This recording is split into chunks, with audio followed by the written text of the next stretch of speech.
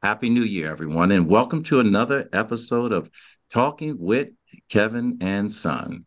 Today, this interview is brought to you by Clay's Bakery over on Lancaster Avenue. Address is 700 Lancaster Avenue in Berwyn, PA. If you have a sweet tooth, talking about the best cakes and pastries on the East Coast, go to Clay's. See my friend Denise and tell her Kevin sent you. Again, the phone number over there is 610-647-2119. Clay's Bakery, the best cakes and pastries on the East Coast. So, this episode is brought to you by RMK Productions and the 10 United Podcast Network. And our mission is very easy. We want to uplift people through the powers of their story. We want to share experiences and perspectives using the framework of teaching, learning, and modeling. Our purpose is very simple, it's hope.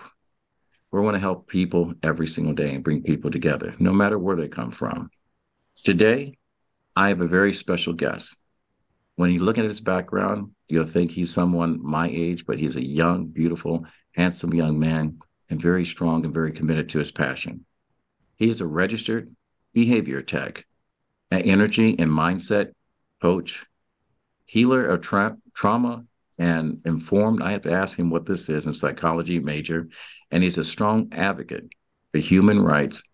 And he is the poster child for bringing people together in the community of LGBTQ plus advocate. I've known this kid since almost when he came out of the womb. He grew up in my neighborhood, childhood friends with my son. He's got world class parents. I can't say anything more about this guy. I'll spend the next 20 minutes gushing over this young man. Ladies and gentlemen, I want to introduce, the child that I knew and now the man that I now know, Mr. Reese Warney. Welcome to the show, sir. Thank you for having me, Kevin. I'm very excited to be here. Well, I'm excited to have you. Never did I think when you were just a little young man that I would have you on my show as a ghost. I guess you have accomplished so much. You are on a mindset level that is second to none. You wear your heart on your sleeve. You're just universally a good person. And I am so proud to see the young man that you have grown up with. Even though I know your story, none of my guests know your story. So before we get into what you actually do as a profession and the reason why we're here to talk about mental health, we'll talk about humanity and bringing people together and you being a social advocate for the community of LGBTQ plus community. And please, I'm going to say this ahead of time for those of you. Um, I'm a person that this show is all about people you should know and people are doing good things. I know I've had conversations about people's lifestyle and I've gotten hate mail. And I just want to tell you, I say this all the time. The people that I surround myself with are people that want to bring people together, not separate. So in the event that you're having issues with your own personal biases, feel free to stop writing me in the comment box. Feel free not to follow me or acknowledge me. We don't need to hear your thoughts. If you're someone that wants to bring people together, then we welcome you. This space is to educate people. My grandfather always said education is not designed to make you comfortable, it's designed to make you think. And so here goes the education. Reese, if you don't mind, tell us your story. Yeah, thank you, Kevin. So, I grew up in Sunwood Farms in Phoenixville, Pennsylvania. In the same neighborhood as you. and Now yeah, my everyone knows child. my old address. Yeah. So my childhood was just very loving and warm and full of that kind of suburban energy of everything felt like a utopia. And I was very close with my neighbors. I had some pets growing up, but ever since I was a child, I was just very in tune with my own imagination and kind of seeing the world through a lens of appreciating nature and just creation and everything around me because I was already being kind of reinforced by the love and the warmth I was surrounded by in my childhood. And so, kind of growing up and seeing, other communities and families not having the same kind of warmth or connection that I felt energetically as a child made me want to bring that same energy I had as a child, that same love to people that I saw needing it from an energetic standpoint and who maybe just lost their way a little bit and kind of became almost like on autopilot. I kind of walked around and saw lots of adults and just people almost like tuned out or just not really looking like satisfied with their daily lives. And of course, these are in like glimpses and small moments that I would witness these kinds of things. Um, However, I knew that like the energy I had growing up was what I wanted to bring into the world and just help people reunite and connect on what brings us together as a humanity, and that is our souls and the fact that we have these very complex and deep feelings throughout our lives and in a society where there's lots of pressures and lots of distractions and materialism to kind of almost de-emphasize the need for taking care of your mental health and filling your own cup from an energy standpoint. Um, I just knew I had this calling to help people and fill their hearts from a place of just wanting to rebuild community and connection, like I said, that I had within my childhood. Um, and then kind of moving into my teenage years, I went through a series of traumas, just that I witnessed personally, and ones that I went through myself in coming to terms with my gay identity as I went to an all boys Catholic high school.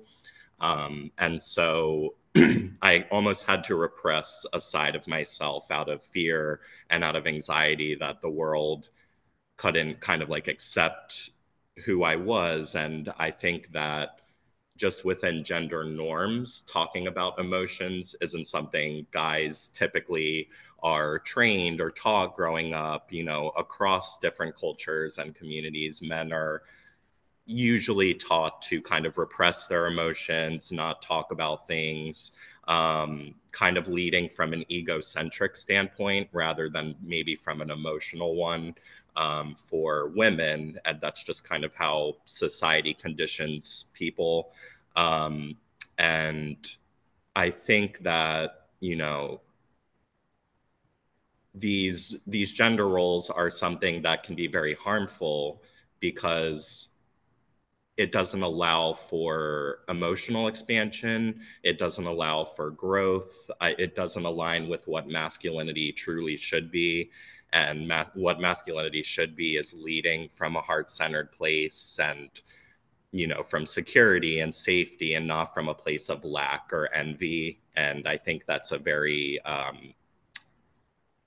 apparent issue in society is comparison. And just within the age of social media, um, people are kind of lost within these comparisons. And I think for me, I have to kind of remind myself what, is important energetically and the people around me, and not necessarily the image of how things look or just the title of things. Cause I think people can definitely get lost in that a little bit. And that's something I witnessed in my childhood as well, just with, my own father kind of valuing, reputation and titles over kind of, emotional phenomena, energetic phenomena, like things that are more that have more deep meaning for me personally and for others out there who, source their energy off of connecting with others, building that love, building that trust with people.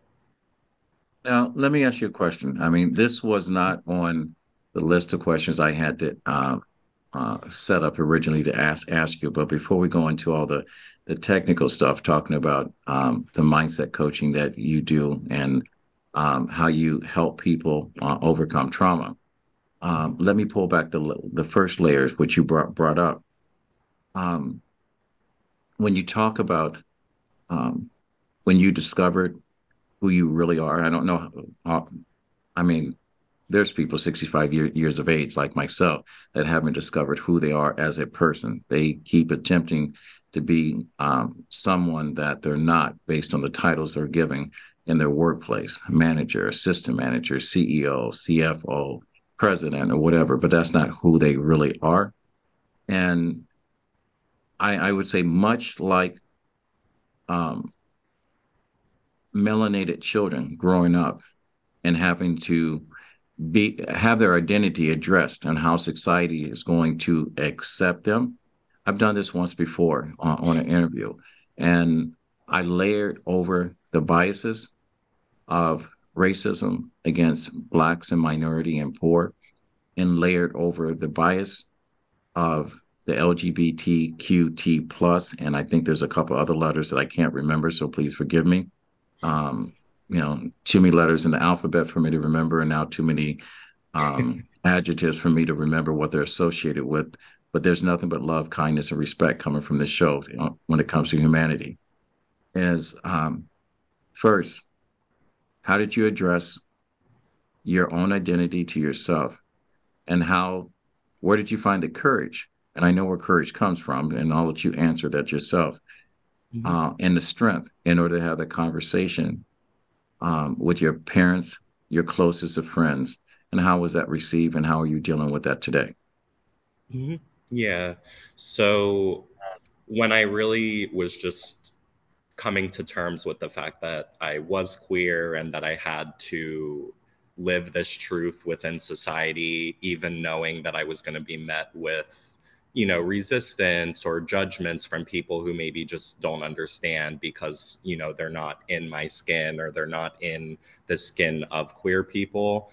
And so when I was really processing my own identity and coming to terms with everything and getting ready to come out to my parents and my friends, there's something I almost reminded myself as like an affirmation. And this is something I do a lot, even within my mindset and energy work, is no matter what truth I'm going to be living in, it's going to upset someone because the world is a place of a lot of prejudices and judgments. And it's not something you can necessarily avoid. I think it's one of those things where facing it and going through the discomfort in order to embody your own truth is what became most important for me. I just told myself, no matter if someone's telling me that this is wrong or they don't understand me or, they just don't understand LGBTQ plus people,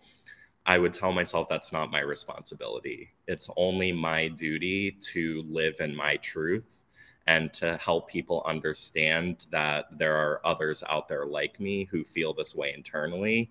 And it's deeper than a choice or, a lifestyle or, maybe some of the things or the judgments that come from, especially just, you know, societies that might be more prone towards not necessarily ignorance, but I think it's one of those things where people will make assumptions without fully knowing you. And they'll make assumptions about what queer people are about based on what they hear on the news or politics and, other avenues. But for me, I just realized that embodying my truth fully was the most important because it would lead to my ultimate happiness and release me from any fears and programs that were kind of entrapping me within cycles of, depression and anxiety and other mental health issues. It was not only like I needed to come out in order to, take care of my emotional and mental health, but it was also just a knowing that the truth was going to come out either way, regardless of people's judgments. And I was met with so much just, acceptance and support from my mother. My father was accepting when I came out to him. I wouldn't say, anyone necessarily gave me this negative reaction, or I maybe didn't have an experience where I was made to feel uncomfortable in that way. But I also think it's because I had really processed it and I was really like, hey, this is who I am. I am gay. This is one aspect of who I am, and I've embraced it. And um, you know, I just was met with lots of support from my friends saying we're so like happy that you get to live in your truth and you get to be a voice for people who maybe don't have the same privileges, or the same people like friends and family that support them or can kind of understand that truth due to just the state of the world. um, but I would say I'm doing, wonderfully, and just very happy with who I am as not only an energy leader, but just as a queer person. All right. Let me ask you this, because this is something I've had conversation personally, and we discussed this when we were setting up this interview. I'm at the point in life, I listened to Dave Chappelle do his show, and now every comedian has to put a disclaimer on there because there are groups that have so much power. We're canceling everyone right now. Hmm. Um, I still think that the toughest um, lifestyle to grow up in this America is being Black, because no matter where you go, no matter who you talk to, no matter how the conversation comes up, you know, I always hear, when I'm invited to a party and they say, "Well, I'm got my friend Kevin is coming, and by the way, he's Black." They never say I've got Reese coming to a party, and by the way, he's queer. That says Reese is just coming. Um, but one of the things that I said, what if we got rid of all these titles?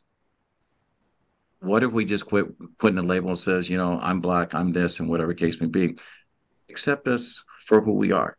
Accept us for what we do to our communities, what we put into our communities, and what we put in the hearts and mind of other people. Love has no color. There's 400 some odd bones in the body. Our central nervous system all functions the same way. If our heart connects to a heart that looks like me, that feels like me, that is built like me, and whatever, who gives a crap who you love? We all deserve to be happiness, and happiness comes from within yourself. So all of this emotion, and I'm putting that out there because I want people to think. Stop using the labels. And we had this conversation. I've known you since you were a kid. Your name has been Reese. I look at your accomplishments and I say, I'm proud of you. There's no part of my conversation with your parents or anybody else that has anything to do with any of the labels that you've given yourself. And I will tell you going forward, if someone disagrees with how you live your life, send them your mortgage and tell them, if you feel that bad, pay it. If they're Yeah. not willing to add to your life, they don't matter. And I'm saying that to all you people out there that have issues with how people love and how you want to shop or whatever the case may be, because we all add value to someone's life.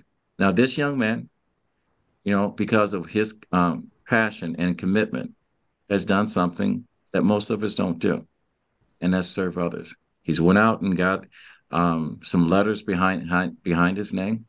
He is a mindset coach, and he studies mental behavior. And another part of the reason why I have him on this show, because I live with a TBI, that's a traumatic brain injury. And some days I function when I'm not functioning. And I always warn my guests before they come on to hold my hand just in case I stumble and fall. I start to stutter, I tilt, my eyes go one way, whatever the case may be. So those who are always saying, well, are you reading off a piece of paper? Are you doing this? Whatever. I'm living. And this is the life that I live. And I'm living on my terms. But the mental trauma that is posed on people, especially um, our underserved people when it comes to health. my guest is now the champion of that cause. Now, before we jump into your profession, your avocation, how do people get in touch with you, Reese? Yeah, so you can get in touch with me via my email, which is rwernycoaching@gmail.com.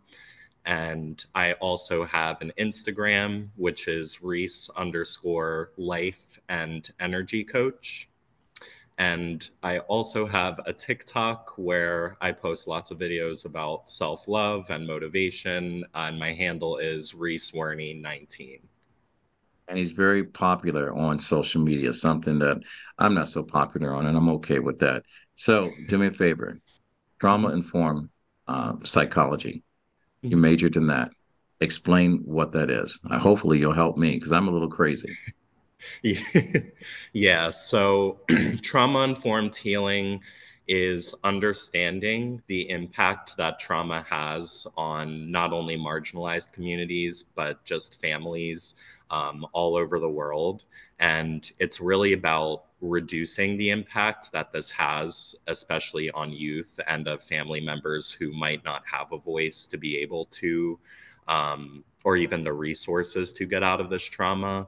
And so the work that I studied and, articles I've read and, peer reviewed ones within college, but even outside of that, um, talk a lot about this need within the new age for people to heal their trauma from a place of awareness of kind of what that trauma is and unpacking it because in the 1900s or just the 20th century, I feel like mental health was just kind of starting to be addressed. And I think we're at this point now in society where trauma has to be healed from multiple disciplines and not just one way. So this can look like, somatic healing.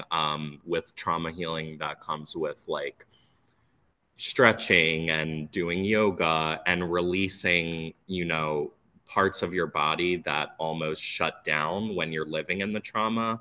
And what I mean by this is when, let's just say within a family, there is, someone who is an abuser or a narcissist, and, the child is a victim of this abuse and can't kind of have the resources to so to speak fight back or kind of call out the what's happening within the home.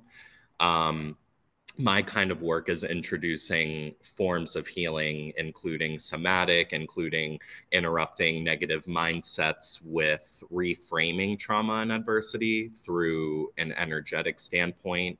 And what I mean by that specifically is for each individual person, I like to really delve in and understand what fuels them and what motivates them from their heart.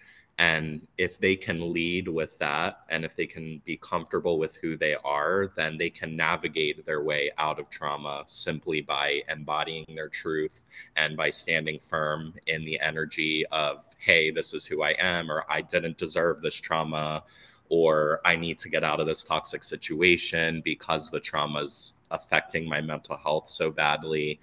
I mean, there's thousands of people out there that are, if not more than that, that are kind of trapped within these cycles. And I think in a system that's already exploitative, it's easy to kind of give in to the trauma, but it's radical to have compassion for yourself and to fight for yourself within the trauma in order to make it out. And I think that's something that comes from my personal experience when, my brother was in a few mental hospitals for his own, mental conditions as well, including epilepsy and a seizure disorder as well.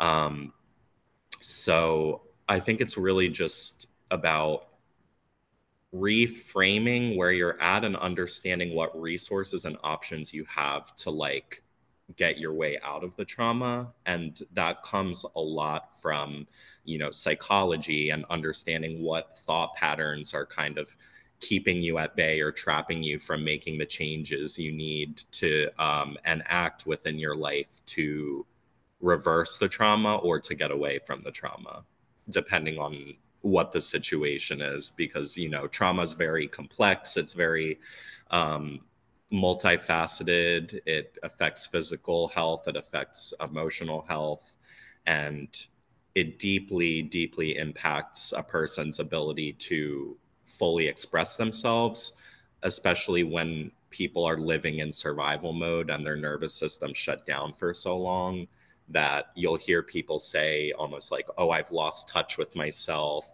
or I don't even feel like I'm in my body. These are people that have been through deep traumas, and it's really important to do the not only the mindset work to know that you are protected and there's always a way out of trauma, but also the things you can do to reach out to resources and your local community of hotlines or intervention programs that might be able to step in or offer insight regarding more complexities within those traumas. Do you have at hand any of those resources that you can leave us with right now, since Yeah. we're speaking of them? Who would a person contact? And the reason why I'm asking that is because um, mental health, be it through a traumatic injury with men, or an emotional injury, or a life-changing injury that affects mental health, is on the rise with men. And men, we struggle with asking for help until it's almost too late. And that's the reason why suicide rate is much higher in men than anyone else, straight men, gay men, or whatever the case may be. It's actually higher during the holidays with Black men because we don't ask for help. Hmm. I'm going to ask you, what's the first step of someone coming to you? And what is the first conversation? As uncomfortable as it may be for me to come and ask for help,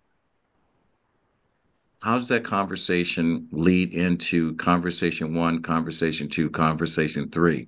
Because normally it's one and done, and we walk away and say, "I'm fine. I physically look fine." Yeah. Hmm. But oh, I can get this together. I can do it. But we suffer at night. I know for me with TBI, I hate the nights. It's because now my mind wanders. I can be distracted during the course of a day, but I also live in a positive space every single day that I'm helping other people not jump, if I would to use that term. How does it start with you? Yeah, that's a great question. So I think what's first is just kind of unpacking and having the person come to me with what the trauma is, what their injury is, explaining their side of the story just to give me a better understanding of what their situation is before I proceed. And then if it's something very serious like a traumatic illness, a traumatic injury, an abusive situation, I would simply intervene in a way where I provide local resources, and I'm about to list some of those. But Please do. Go ahead, start.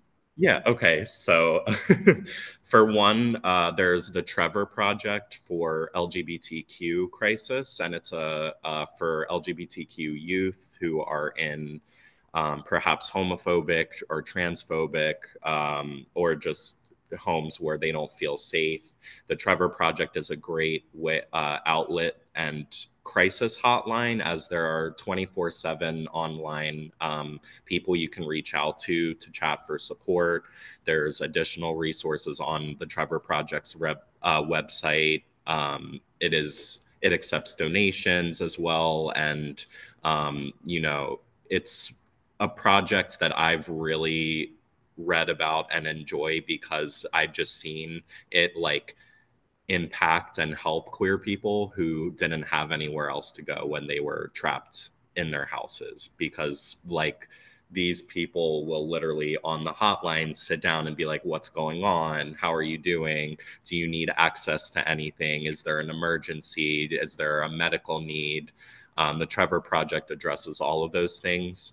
And additionally, I would say the crisis 1-800 suicide hotline, especially for people during the holidays that are struggling. It's a resource that's just there for you to talk to someone. And I think in a society where we don't reach out for help, we have to start reducing the stigma and the shame around needing to take action when our mental health, and especially for queer and black men that are, struggling, and um, other people in marginalized communities, it's like you have to use whatever resources around you to, you know, get your way out, because then is when you can move forward and proceed with your own dreams and energy. Okay. You don't by any chance have the number to the Trevor Project? And the reason why I asked that, I have been trying for 2 years to have someone come on from Trevor to talk about it. Have Yeah. not been successful. So if you can help me with that, I would love to have them on. Yeah, of course. So the Trevor Project number is, sorry, give me 1 second. It should be like right Okay. And I actually have that in my Rolodex. And but the other question I want to ask you, why you're looking that up, is that you have a mindset coaching degree. How's that helped you as an individual? Um, because I know that with what I do as a living, it's hard to separate conversation you're having versus the conversation within yourself, and not bring home someone else's luggage, especially when you have to deal now. with it. How do you Yeah. handle that? Yeah. So I just personalize what mindset coaching means to me. And what I What is mean it? by that is I really just practice what I preach, in the sense that when I catch myself having, a repressed traumatic memory come up, or my nervous system is activated by something that was triggering from the past, I do the work that I literally employ with my clients, and that is to interrupt those negative thoughts or question where they're coming from. So an example of this is, with my trauma with my father, there have been times where, this question of what's the point in this, or why try, comes up, and it's almost like an existential block for me to like want to continue healing. And I address this by like literally approaching the mindset and telling myself, how is this mindset helping me? Like, is this serving me in the way that I think it is, or is it protecting me from something? It's almost like dissecting the thought pattern with what its roots are. And for me, the roots are often, I'm shutting down because of fear, or I'm not wanting to do this. So I'm telling myself it's not going to be worth it. And this is something that a lot of us fall into, right? It's a cycle of, you already know what you are going to be doing with your title or your job. And I think we fall in this trap of telling people about what we do, and that makes us almost like it less, or it has to feel genuine to you in order for you to really enjoy what your career is. So for me, with mindset coaching, I have to practice it within. I have to address those mindsets that almost limit me from moving forward in my life. And they're often existential. And I interrupt these with, but how can I replace this with what is filling my cup right now? What hobbies am I like fully diving into in this moment? Where is my energy being reciprocated? You know, is my heart being met in the right place within this job? I mean, these are very deep questions that I think need to be addressed by the person and processed by each individual person. But for me, I know that employing what I practice is really helpful in keeping my mindsets positive and from a place of abundance, and attracting the experiences that I want in life.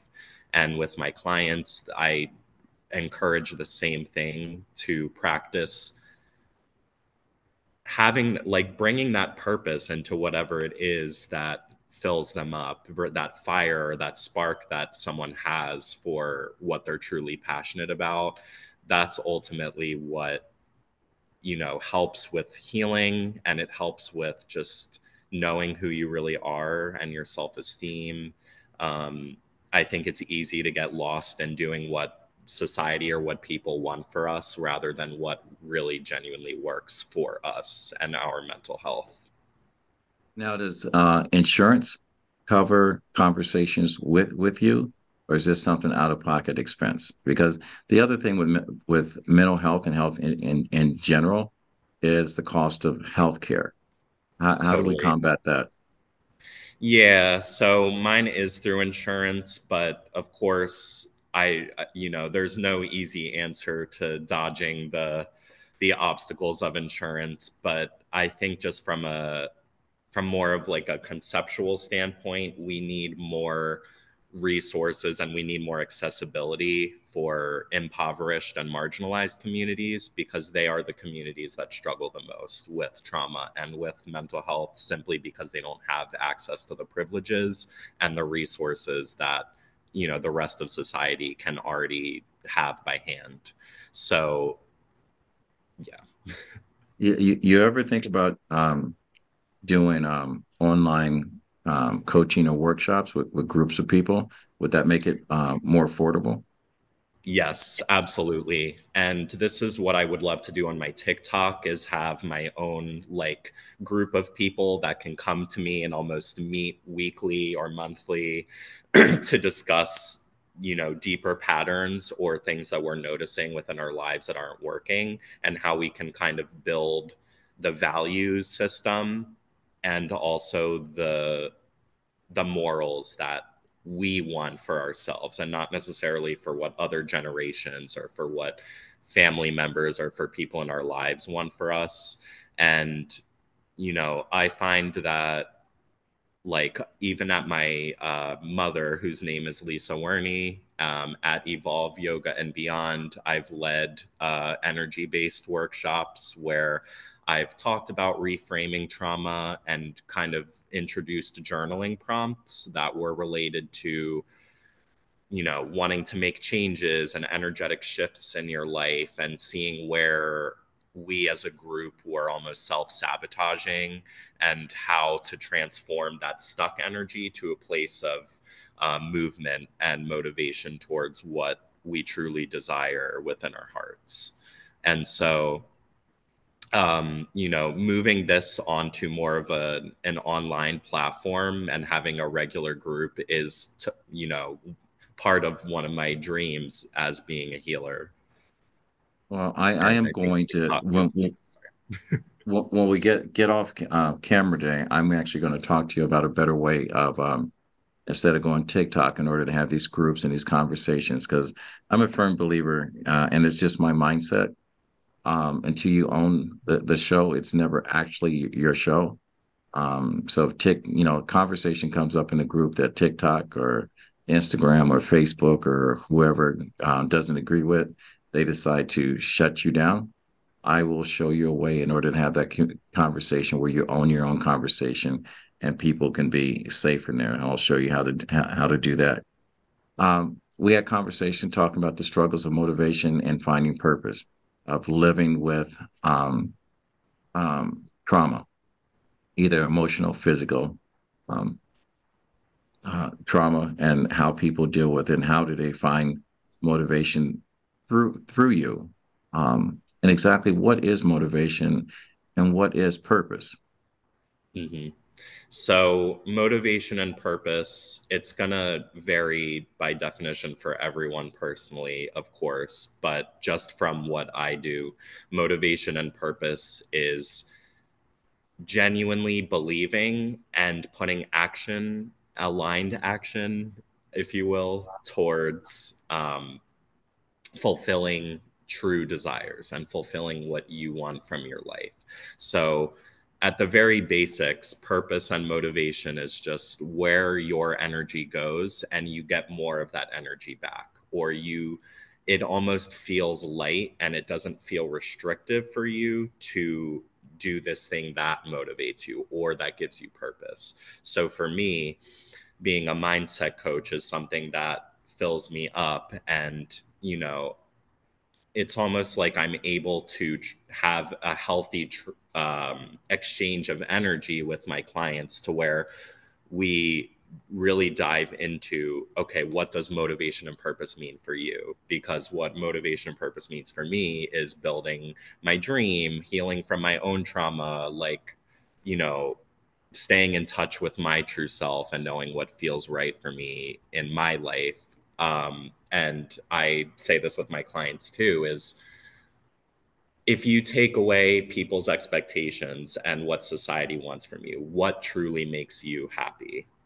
And when people tell me what truly makes them happy, it's usually hobbies or it's passions that they don't think they can make a living out of based on prejudice and biases. So I think motivation and purpose at the root of it has to almost undermine or get rid of those titles and those expectations. And it has to be about what fulfills you within, to where your energy just flows freely and you're not being restricted by, you know, just judgments and people's.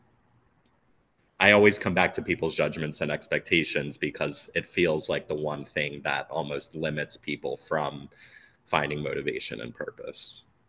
All right. So I'm going to ask this one last question. Well, I'm never going to ask one last question because my mind works that way. What makes you happy, Reese?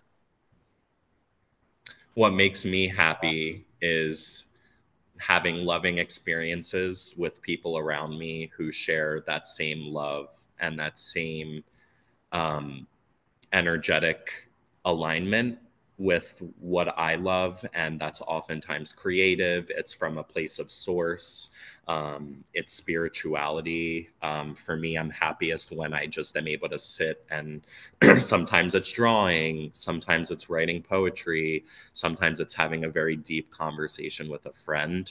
But the key theme to what makes me happy is the energy that's in place when I'm having present and mindful experiences with myself and with people around me who are able to value my time and energy in the same way that I can value their time and energy. And something comes out of what that experience was. So whether it's a lesson, whether it's a shift from feeling a little bit sad about a past situation to feeling love and expansion with a friend, or a person that just understands and can hold space for those emotions. I think what makes me happy is just true freedom energetically. And I know that's abstract, so I try to also say, it's journaling and it's making art and it's creating, because it's the energy of that makes me happy. Now, all of that just segues into the second and third question I'm going to ask you. What motivates you and where does your motivation come from? Hmm. What motivates me is my own heart and my own imagination. So, the more I connect with the world around me and the more I feel my heart light up at seeing people smile or seeing that I've made a difference in communities where people are struggling, especially just with the mindset work that I do. That's really what makes me feel happy, because I know that I've made a difference. And beyond that, um, what motivates me is seeing smiles on people's faces. It's seeing my own happy face in the mirror every day. It's waking up and having gratitude and coming from a place of abundance and knowing that the universe wants you to succeed. And it's placing things in your life for you to enjoy in every moment, even if there's darkness. The last one, it's not going to be the last one. Purpose. Mhm. What is your purpose and where do you find it? And how do you apply it? My purpose is to heal people through teaching based on my own experiences and knowledge, but also through being open minded towards new perspectives and, maybe just lessons that I still have to learn in my journey of being a healer and a mindset coach. But how I apply this is I hold a lot of empathy and compassion for people's situations and very real experiences and emotions. And it sounds rudimentary, but this provides so much purpose for me because people don't often have that space in society to not feel judged. I really feel like I came on this earth to remove judgments, remove stigmas, allow people to show up as they are so that we can learn how to then move forward and heal and be authentic in our own skin to where we don't have to follow these arbitrary and, sometimes annoying social structures that have been imposed to almost kill off our spirits or to make us believe that we don't have inherent motivation and purpose just by existing. Right. Um, One more time, how do people get in touch with you? Mhm. So you can get in touch with me through my coaching email, which is rwernycoaching@gmail.com. And Werney is spelled Werny.